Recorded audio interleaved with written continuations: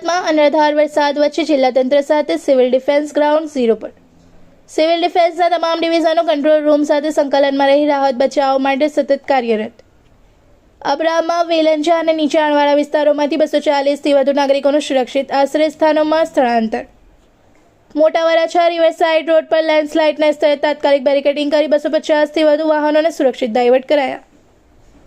સુરત શહેરમાં સતત વરસી રહેલા ભારે વરસાદ અને પૂરની પરિસ્થિતિમાં જિલ્લા કલેક્ટર શ્રી તેજસ પરમારના માર્ગદર્શન હેઠળ જિલ્લા આપત્તિ વ્યવસ્થાપન સેલ, સિવિલ ડિફેન્સ, મહેસૂલ વિભાગ, સુરત મહાનગરપાલિકા, પોલીસ, ફાયર બ્રિગેડ અને NDRF ભારતીય સેનાની ટીમ દ્વારા સંયુક્ત રીતે ત્વરિત બચાવ અને રાહત કામગીરી હાથ ધરવામાં આવી છે.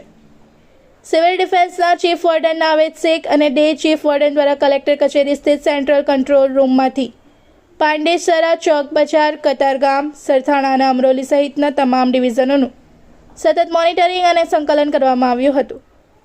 સિવિલ ડિફેન્સની અમરોલી ડિવિઝનની ટીમ દ્વારા ડિવિઝનલ વોર્ડન પ્રકાશ કુમાર વેગરિયાના નેતૃત્વમાં ગત રોજ સવારે 11થી સાંજે 7:15 કલાક સુધી સતત મેદાનમાં રહી કામગીરી કરવામાં આવી હતી. અડાજણ અને અબ્રામા મામલતદાર કચેરી ખાતે આપત્તિ વ્યવસ્થાપનની સમીક્ષા બેઠક બાદ અમરોલી, અબ્રામા, વેલંજા, ઉમરા અને કઠોળ જેવા પૂરગ્રસ્ત વિસ્તારોમાંથી 240થી વધુ નાગરિકોને સુરક્ષિત રીતે સ્થળાંતરિત કરવામાં આવ્યા હતા.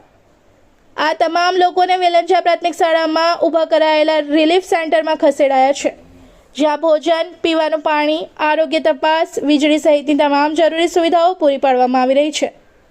સાંજના સમયે મોટા વરાછા ખાતે સૌજી કોરાટ બ્રિજ નજીક તાપી નદી કિનારાના માર્ગ પર અંદાજે 40 મીટર જેટલો રસ્તો ધસી જતા અને મોટી તિરાડો પડતા મોટી દુર્ઘટના સર્જાવાની શક્યતા હતી.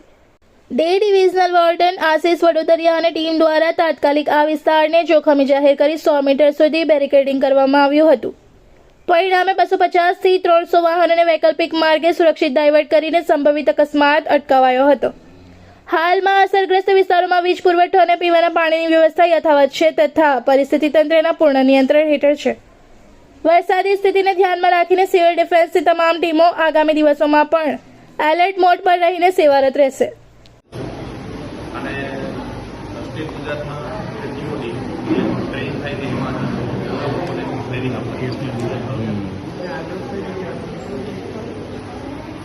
આજનું જે ફ્લોડની જે સિચ્યુએશન છે એ સિચ્યુએશનની અંદર અમારો રાઉન્ડ હતો મોટા વરાછાથી અબ્રામા અને કઠોળ આજુબાજુ વિસ્તાર.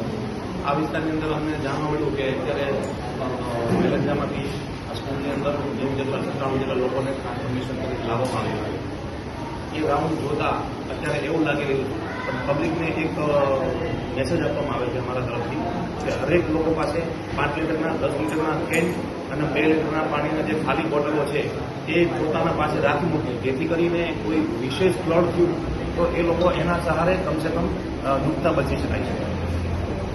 इस वीडियो को लाइक करें, हमारे चैनल को सब्सक्राइब कर बेल आइकन जरूर प्रेस करें हमारी न्यू वीडियो सबसे पहले देखने के लिए.